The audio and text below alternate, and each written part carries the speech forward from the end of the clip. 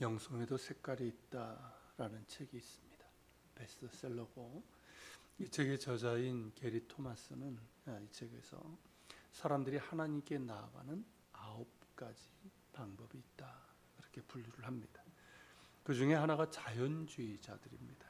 그러니까 자연주의 영성이라고 할 수 있는데, 자연에서 하나님을 느끼고 또 하나님을 찬양하고 예배하면서 하나님께 가까이 나아가는 류의 그런 영성을 즐기는 사람들이 있다는 것입니다. 오늘 본문 시편 19편 1절부터 6절이 바로 자연주의 영성이라고 할 수 있습니다.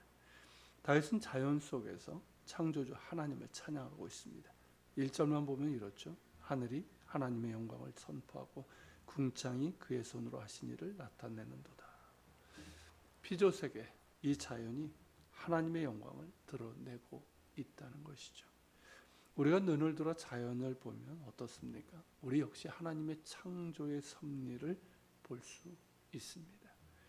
바쁜 일상에서 잠시 벗어나서 자연으로 나가게 되면 그 속에서 하나님의 영광을 볼 수 있죠.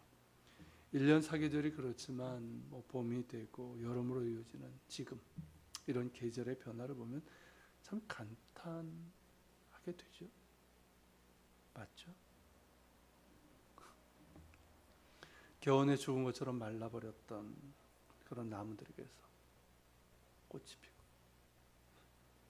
어느 순간 파란 잎이 나고, 그것이 이제 4월, 5월이 지나면서 이른바 이제 실록이라고 하는 제일 싱싱하고 눈부시게 예쁜 색을 자랑하게 됩니다. 가을도 그러하죠. 가을이 깊어지면 거리를 지나면서 산을 보면서 또 감탄하게 됩니다. 자연은 그렇게 계절을 따라 옷을 갈아입고 계절에 따라서 우리에게 무언가, 아니 하나님께서 우리에게 무언가를 깨닫게 해주시는 것 같아요. 특히 가을은 참 많은 것을 말해주는 것 같습니다.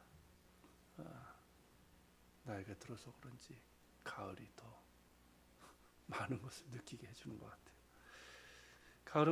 가을은 모든 것을 털어내죠. 그러니까 떨궈내는 그런 계절이에요. 여름 내내 무성했던 잎사귀, 열매를 미련 없이 떨궈냅니다. 그대로 다 내려놓습니다. 그런 가을을 보며 우리는 무엇을 느낄 수 있을까요? 사람들 이렇게 보면 왜 이렇게 힘들고 어두워지고 취해지는 걸까요? 개인도 그렇고 사회도 그렇고 심지어 교회도 말입니다. 잡으려 하고 놓지 않으려 해서 아닐까요? 내려놓으면 되는데 그렇지 못합니다.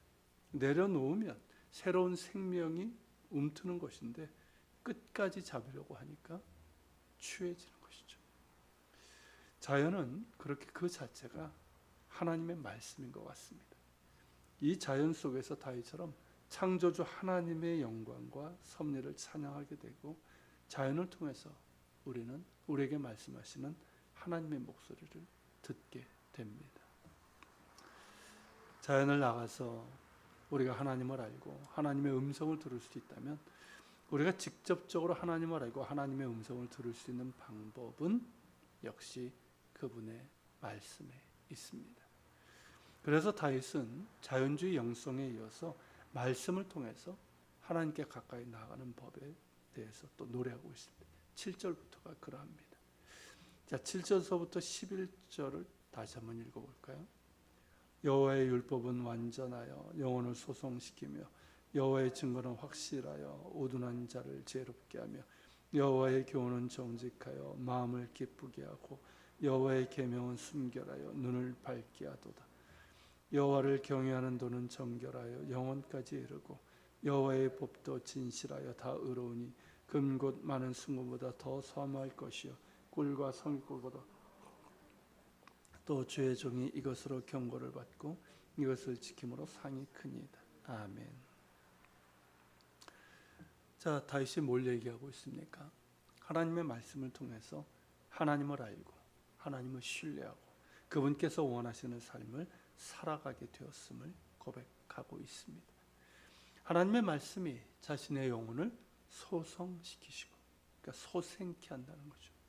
그리고 지혜롭게 하여 그 말씀이 마음을 기쁘게 하고 눈을 밝게 해준다는 고백입니다. 그렇죠. 하나님의 말씀은 우리의 영혼을 소생케 해줍니다. 죽었던 영혼, 지친 영혼, 상처받은 영혼, 침체된 영혼을 다시 소생케 주십니다. 또한 하나님의 말씀은 사람을 지혜롭게 하시고 또 그 마음에 기쁨을 주시며 하나님의 뜻을 알게 하기에 영적인 눈을 밝혀 줍니다.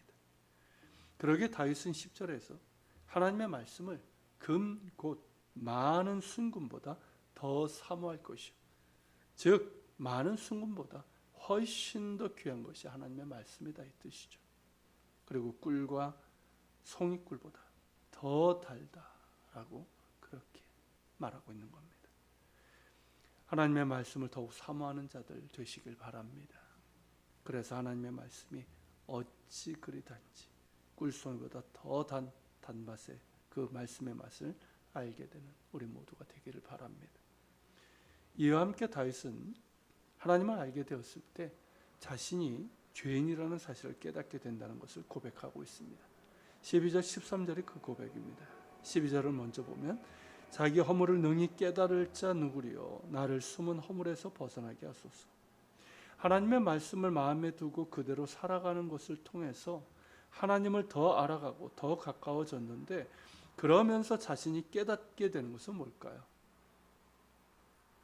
하나님을 알아가고 하나님의 말씀을 알아갈 때 그것은 자신이 얼마나 죄인인지, 그리고 자신의 허물과 연약함이 얼마나 크고 많은지 깨닫게 되고, 그러기에 거기에서 벗어나게 해달라는 이 고백입니다. 그러기에 그는 13절에서 이렇게 간구합니다. 또 주의 종에게 고의로 죄를 짓지 말게 하사 그 죄가 나를 주장하지 못하게 하소서. 그리하면 내가 정직하여 큰 죄가에서 벗어나겠나이다. 자신은 하나님의 은혜로 용서를 받았지만 여전히 죄를 지을 수 있는 연약함이 있다는 것을 압니다. 그러기에 이런 간구를 하는 거죠. 고의로 죄를 짓지 말게 하사 그 죄가 나를 주장하지 못하게 하소서. 어떻습니까? 우리에게도 너무나 필요한 기도입니다. 부지불식간에 지은 죄야 그래도 낫지만 고의적으로 그것이 죄인 줄 알면서도 죄를 짓는 경우가 얼마나 많은지요. 그렇게 죄를 지었을 때는 그 죄가 나를 주장하고 맙니다. 죄가 나를 얽어매고 구속합니다. 하나님께서 그리스도를 통해서 주신 자유를 잃어버리게 됩니다. 우리가 늘 성령 충만을 구해야 하는 이유가 바로 여기에 있습니다. 성령의 도우심을 구하십시오. 고의로 죄를 짓지 않도록 나를 늘 지켜달라고, 죄가 나를 다시 주장하지 못하도록 늘 깨어있고 죄에 대해서 민감하고 단호할 수 있게 해달라고 도우심을 구하고 그렇게 또한 노력해야 할 것입니다. 다윗은 이렇게 자연과 말씀을 통해 하나님을 알고 또 예배하고 하나님께 더 가까이 나갔던 영성의 소유자였습니다. 그는 그것들을 통해서 하나님의 거룩하심과 위대하심을 알았고 동시에 하나님의 극진하신 사랑을 알았습니다. 하나님 앞에 자신이 한없이 연약한 그런 존재이고 또 죄인임을 깨달았고, 동시에 그러한 자신을 사랑하시는 하나님의 사랑을 깨달은 사람이었습니다. 이런 사실이 그를 감격하게 했고 그것이 그를 예배자로 만들었습니다. 그리고 그것이 그로 하여금 하나님을 사랑하며 순종하는 가운데 하나님의 마음에 합한 사람이 되게 한 것이죠. 하나님을 알아가는데 더욱 힘쓰는 우리 모두가 될 수 있길 바랍니다. 하나님을 아는 만큼 우리는 하나님을 예배하며 하나님을 사랑하며 그분께서 원하시는 삶을 살아갈 수 있습니다. 하나님을 알아갈 수 있는 최고의 방법은 예수 그리스도를 통해서입니다. 성경이 하나님의 계시지만 계시의 절정은 예수 그리스도십니다. 하나님의 본체시기 때문입니다. 그러기에 특별히 우리가 예수님의 말씀과 행적과 삶에 대해서 많이 묵상하고 많이 읽고 그렇게 배워야 할 것입니다. 그리고 예수님을 묵상하고 예수님을 닮아가는 것을 최고의 우선순위로 담기를 바랍니다. 예수님을 통해서 하나님을 만나고 예수님의 십자가를 통해서 하나님의 공의와 사랑을 만나야 합니다. 날마다 십자가 앞에 나아가고 예수님을 더 알아가고 닮아가는 복 있는 사람들이 되기를 바랍니다. 그래서 우리의 심령을 예수님과 예수님의 말씀으로 채워야 됩니다. 14절에서 다윗은 내 입의 말과 마음의 묵상이 주님 앞에 연락되기를 원하나이다 라고 했는데 우리의 심령 역시 예수님과 예수님의 말씀으로 채워져야 합니다. 그래야 우리의 마음에서 나오는 입술의 말이 달라지는 것이고 그러한 우리의 마음의 묵상과 입술의 말이 주님께 향기로운 제물로 연락될 수 있는 것입니다. 예수님으로 우리의 심령을 채우고 그분의 말씀으로 채우기를 바랍니다. 그래서 더욱더 주님을 알아가고 주님을 닮아가는 거룩한 주의 자녀들, 복 있는 사람들 다 되시기를 축원합니다.